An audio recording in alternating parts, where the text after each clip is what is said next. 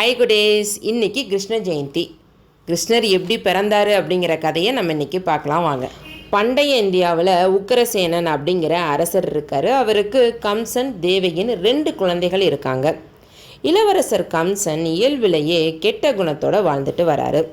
கம்சன் வளர்ந்ததுமே தன் சொந்த தந்தையை சிறையில் அடைச்சிட்டு அந்த நாட்டுக்கு அரசராக மாறுறாரு.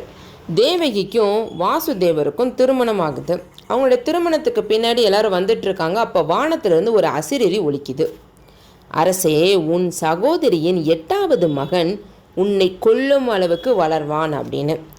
இதை கேட்டு பயந்த கம்சன் தன் சொந்த சகோதரி தேவகி அப்புறம் அவருடைய கணவர் வாசுதேவ் 2 பேரையுமே உடனடியாக சிறையில் அடைச்சி தொடர்ந்து அவருடைய கண்காணிப்பிலே வச்சிட்ருக்காரு. வருடங்கள் பல கடந்து போகுது. ஒவ்வொரு வாட்டியும் தேவகி சிறையில் ஒரு குழந்தையை பெற்றெடுக்கும் போது கம்சன் வந்து குழந்தையை தன் கையால் கொல்றாரு. 7வது குழந்தையா பலராமன் தேவகியின் வயிற்றில் இருக்கிறாரு. அப்போ விஷ்ணு பகவான் மாயாதேவியை அழைத்து தேவகி வயிற்றில் இருக்கும் பலராமன் கருவை கோகுலத்தில் வசிக்கும் நந்தகோபரின் மனைவியர்களில் ஒருவரான ரோகிணியின் கருவுக்குள் மாற்றம் செய்ய சொல்கிறாரு. அது மட்டும் இல்லை, மாயாதேவியை யசோதையின் மற்றொரு கருவாக வளர சொல்கிறாரு. இப்போ பலராமன் ரோகிணியின் கருவுக்குள்ளும் மாயாதேவி யசோதையின் கருவுக்குள்ளேயும் வளர்ந்துட்டு வர்றாங்க. அப்புறமா தேவகிக்கு கிருஷ்ணர் 8வது குழந்தையாக கருவில் வளர்ந்துட்டு வர்றாரு.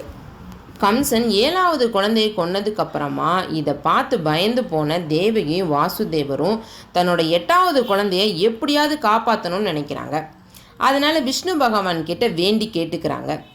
ஒரு நாள் இரவு வாசுதேவனின் கனவுல வந்த விஷ்ணு பகவான் அவரின் தீவிர பக்தனான நந்தா அப்படிங்கிற மாடு மேய்க்கிறவர்கிட்ட குழந்தையை எடுத்துகிட்டு போக சொல்கிறாரு. உனக்கு பிறக்க போகும் ஆண் குழந்தையை அதே தினத்தில் பிறக்க போகும் நந்தாவின் பெண் குழந்தையுடன் மாற்றிக்கொள்ள வாசுதேவனுக்கு உத்தரவிடுறாரு.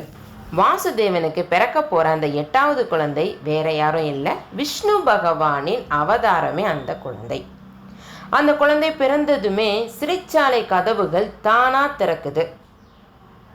வாசுதேவனின் கால்களை கட்டியிருந்த கயிறுகள் தானா விடுவிக்குது. அது மட்டும் இல்லை, இடியுடன் கூடிய பேய் மழை பெஞ்சிட்டு இருந்தது. தன் குழந்தையை நந்தாவிடம் எடுத்துட்டு போகும்போது வாசுதேவனுக்கு நதிகள் பாதையை அதுவாக கொடுக்குது. வாசுதேவன் தன் ஆண் குழந்தையை நந்தாவிடம் ஒப்படைச்சிட்டு நந்தாவிற்கு பிறந்த பெண் குழந்தையுடன் சிறைச்சாலைக்கு திரும்புகிறாரு. இந்த நிகழ்வுகள் பற்றி எதுவுமே கம்சனுக்கு தெரியாது.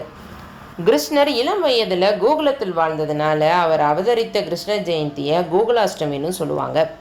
கிருஷ்ண ஜெயந்தி அன்று கிருஷ்ணருக்கு ரொம்ப பிடிச்ச சீடை, அவல் லட்டு, அப்பம், தட்டை, முறுக்கு, வெண்ணெய் பால் திரட்டு, நாட்டு சர்க்கரைன்னு இதெல்லாம் படைச்சி வழிபாடு செய்வாங்க.